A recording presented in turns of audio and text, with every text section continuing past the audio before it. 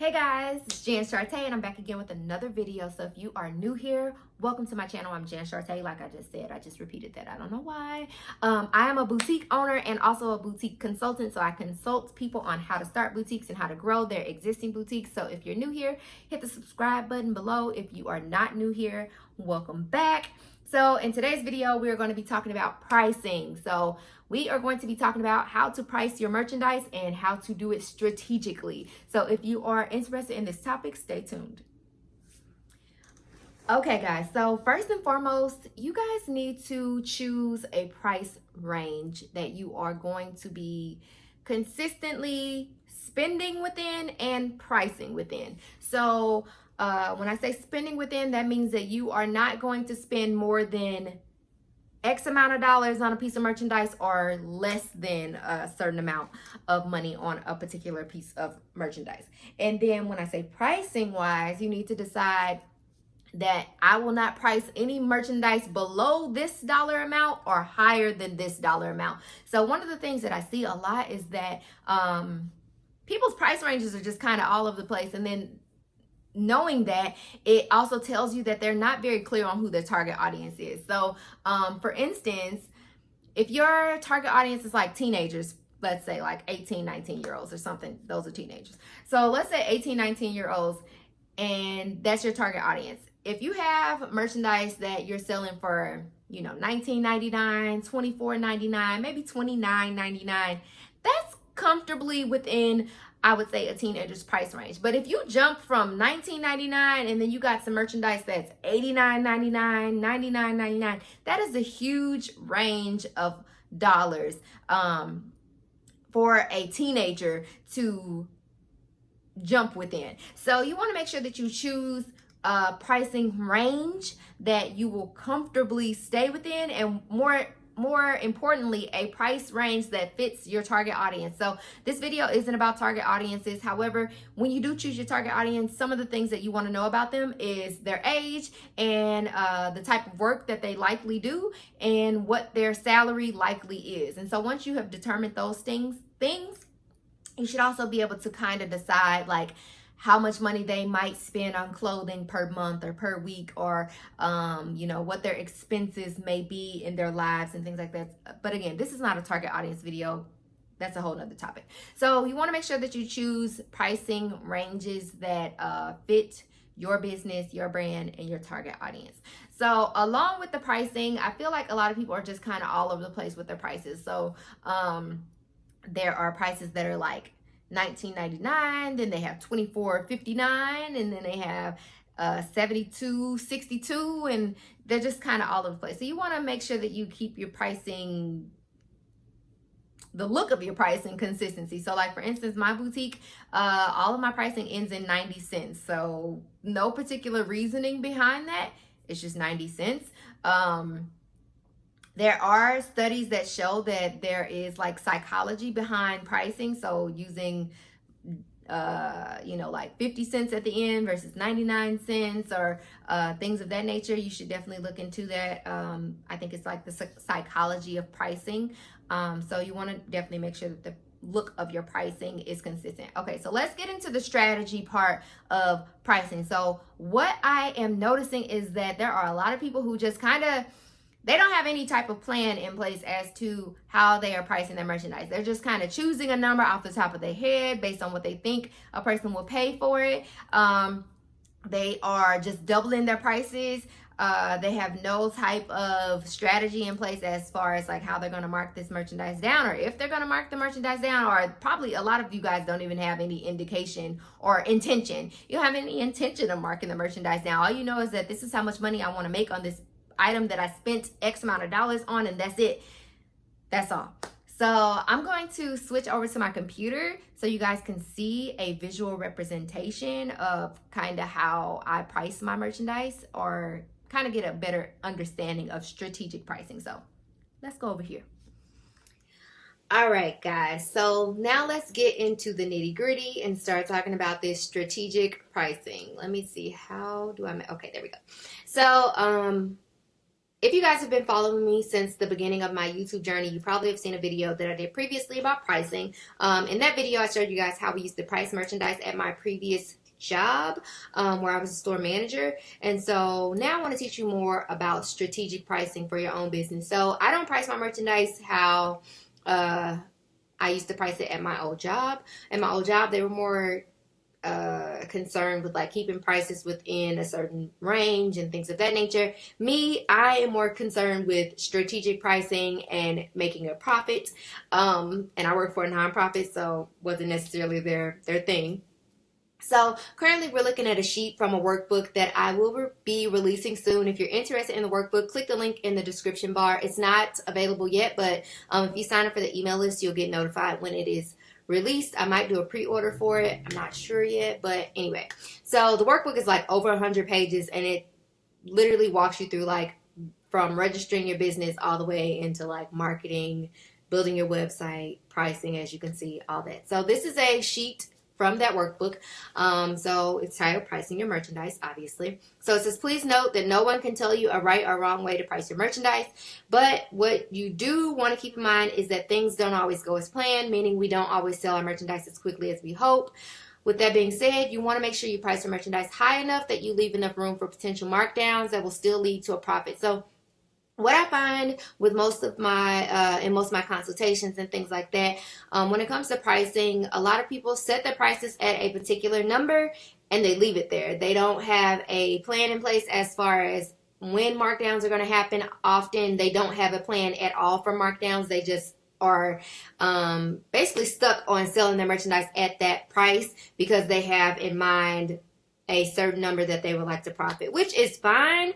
Everybody has a certain number they would like to profit at. However, like I just stated, things don't always go as planned. We don't always sell the merchandise as quickly as we hope to or sell it at all. So you want to make sure that you price your merchandise strategically so that you leave rooms for markdowns, because markdowns are a thing. They have to happen. They happen in normal retail. I've worked for companies as small, well, Forever 21 isn't small, but with lower prices like Forever 21, and for companies as high as like Saks Fifth Avenue, they all have markdown plans. So you guys need to have markdown plans. So with that being said, I have some example numbers here that we're going to work with. So product cost, product price, gross profit, profit margin, product markup. So product cost is how much you pay for the merchandise. So we're going to say for this example that we paid $10 for the merchandise. Product price, we're going to say that we're pricing this merchandise at $30. So this is going to be the starting cost for this item. So based on those two numbers, my profit, my revenue that I would be profiting would be $20. So $30 minus the cost that I paid for it is a $20 profit. My profit margin is 66.6%, and I'm going to get into these terms momentarily so you guys can know the difference between margin and markup and things of that nature. So my profit margin would be 66.6%, and then my product markup would be 200%. So next, when determining your markdown percentages, I think I have a typo though. You'll need to be, when determining your markdown percentages, yeah, I got a typo there. But basically, it's important not to choose a percentage higher than your profit margin. So I got to fix that. So as in the example above, 66.6% is my profit margin. So that means that my markdown percentage should never go over 66.6%. So that means even when you're running, let's say, random flash sales and promotions and things of that nature, you know that based on your profit margin, that if you sell your merchandise for more than 66% off, you're not going to be making a profit on that merchandise. So this is why it's important for you to know what your profit margins are. You want to make sure that you are aware of what your profit margins are so that you know how low or how high of a discount you could offer on that merchandise and still make a profit. So below is an example of a markdown schedule. So with my own business, I do a markdown every 30, 60, and 90 days. And then my 90-day markdown number is the lowest that I will go. And hopefully by then, hopefully I don't have to make it to a 90-day markdown. But if I do make it to a 90-day markdown, that is the number that this merchandise is going to stay at. So for my markdowns, these are the exact numbers that I use. So I use 40%, 50%, and 60% off of the price that I mark the merchandise at. So again, these are all example numbers. However, these are the percentages that I use for my own markdowns. And keep in mind, these numbers are going to be different based on the numbers that you purchase your merchandise at and the numbers that you choose to price your merchandise at. So for this is the example, at 30 days, I'm marking merchandise down to 40% off. So based on these numbers up here, if my product costs $30 and I mark it down to 40% off, it's going to cost the customer $18 to purchase, which means I'm making an $8 profit at this point. So again, obviously you can make these numbers smaller if you would like to increase your profits. However, again, this is just an example. So if I sell that merchandise, the $30 merchandise, and I mark it down 40% off, I'm going to be making $18, which is an $8 profit. At 60 days, 50% off, which means it's going to be $15 and a $5 profit. And at 90 days, 60% off is $12, and you're going to make a $2 profit. So obviously those numbers are not big. However, kid you not, in retail, there are so many retailers that do not see a profit in general at all throughout the entire year until we get to the holiday season. In the holiday season, most retailers go from being in the red and they are in the black. So the black is good. That's usually when they start to make money. So yes, you may see these companies with lines outside of their doors and things of that nature. However, for the most part, they are reinvesting money into more merchandise and not making a profit. They are just continuing the product flow in their businesses. And that's what's happening with a lot of people. Me personally, as you guys know, I have multiple streams of income. So for the most part with my boutique, I put the majority of the money back into the business because I am still in the building phases. My business isn't a year old yet. So I'm definitely still building, and so besides like my expenses, paying for my website, any marketing materials, if I'm participating in a pop-up shop or something like that, almost all of my money from my boutique goes back into merchandise. So again, these numbers are examples. However, you want to make sure that you are pricing your merchandise not only high enough for you to do markdowns, but you also want to make sure that you are pricing them in a way that you still make a profit. So yes, $2 at the end of the day is not that huge of a profit. However, it's a profit. And also another thing that a lot of people, I don't know people's mentality. However, me personally, if I've had merchandise for an extended amount of time, I am 100% okay with marking it down to the price that I paid for it to get it out the door. At least I get my money back. I'm back at my starting point, and I can get some fresh merchandise in. So let me read what the rest of this page says, and then we're going to move on to these terms so you guys can just understand it a bit more. So the name of the game is profit. Of course, we all want to make a profit, or we want to profit the most money possible. But again, remember, things don't always go as planned. So it's important to have a plan in place. It's important that you remember that fashion moves fast, especially in the era of Fashion Nova. You guys know they are flipping merchandise left and right all day, every day.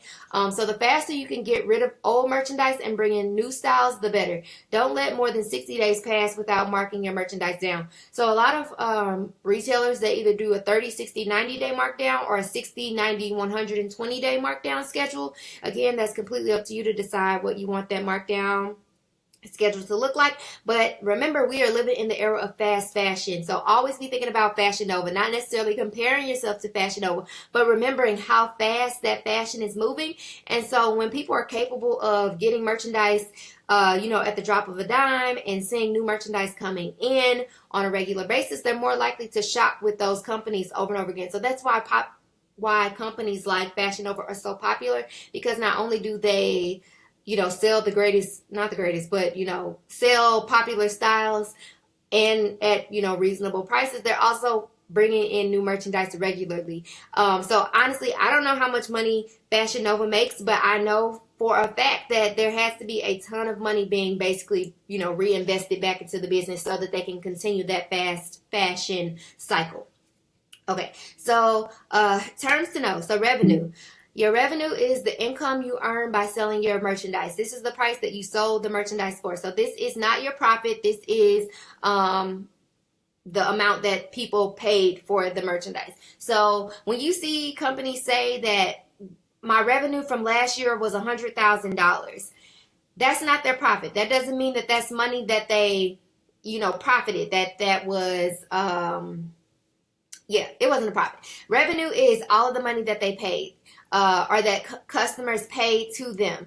So that moves into our cost of goods. So cost of goods is the price you pay for the merchandise. So you want to make sure that when you are, before you're calculating your pricing, that you are taking into consideration the shipping cost. So however much it costs you to get the merchandise to you, you want to make sure that you're calculating that into your prices. So divide the total shipping cost by the number of items in the order.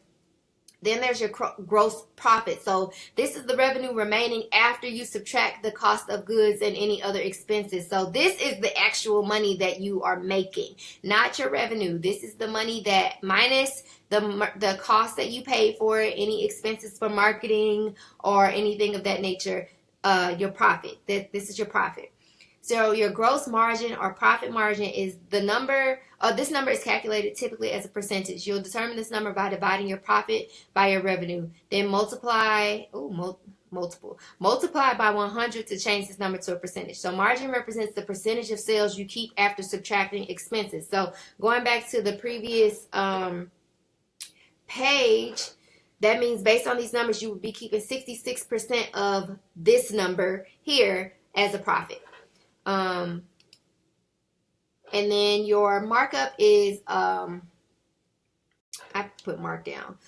So a markup shows how much more you're selling your selling price is than the amount you paid for it. So, if I bought the merchandise at $10 and I priced it at $30, my markup is $20. I marked it up $20. So this number is calculated by dividing the profit by the cost and then multiplying by 100 to change it to a percent. So for that example, my markup was 200%. So let me see if I can open my calculator app down here. So for example, 10 divided by 30. Oh no, I did that wrong. I'm sorry. 20 divided by 30 equals 60, or 0.6666666. All that times 100. So that's how you get your profit margin. So the profit, the number that you're profiting, divided by the number that you are selling the merchandise for, and times 100 is going to give you 66.6%. So that is your profit margin. And as far as your markup,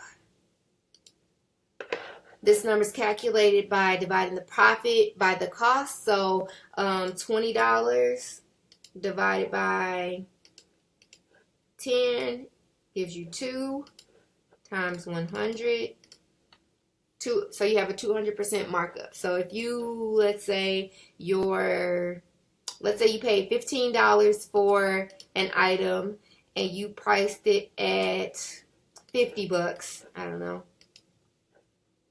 times 100, that's going to give you a 30% markup? I don't know which number I was just calculating. Let's see, 10 divided by, 20. Oh, okay. So let's say that you paid $15 for the merchandise and you are selling it for $50. So $50 minus 15 is 35. So your profit would be $35.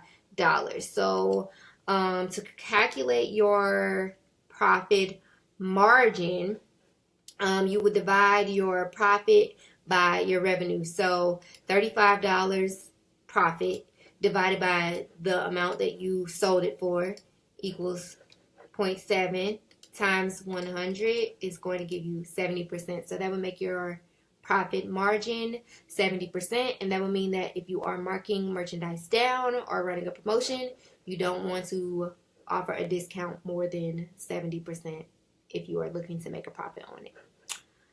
So as far as how I price my merchandise currently, for the most part, I do a 200% markup, which is the numbers over there. So if I paid $15 for it, mind you, this is a smart calculator. So if I pay $15 for it, I'm going to add 200%. So $45. If I paid $22 for it, I'm going to add 200%. 66.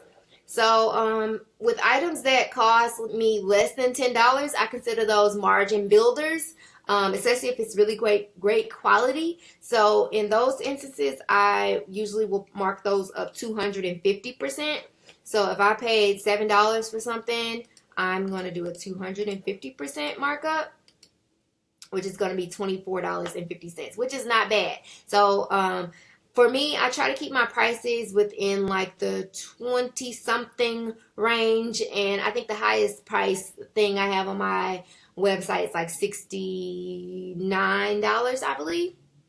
So those are my numbers. I do a 200 to 250% markup, and I do a 30, 60, and 90-day markdown schedule. So I think that's all I had about pricing in this workbook. So why this matters: knowing your numbers is essential to setting goals and setting your prices. If you know how much profit you want to make, you can set your prices accordingly. Not being aware of these numbers can cause you to underprice your merchandise and or cause you to miss out on potential revenue. This industry is all about strategy, and that includes strategic pricing. All right, people, so that's all I got for pricing. Again, this workbook will be available soon. If you're interested, click the link below to sign up for my email list to be notified when it's available for ordering or pre-ordering or whatever. If you like this video, click the like button. Please subscribe to my channel if you have not already, and comment to let me know what you want to see a future video about. Thank you guys for watching, and I'll see you in the next one.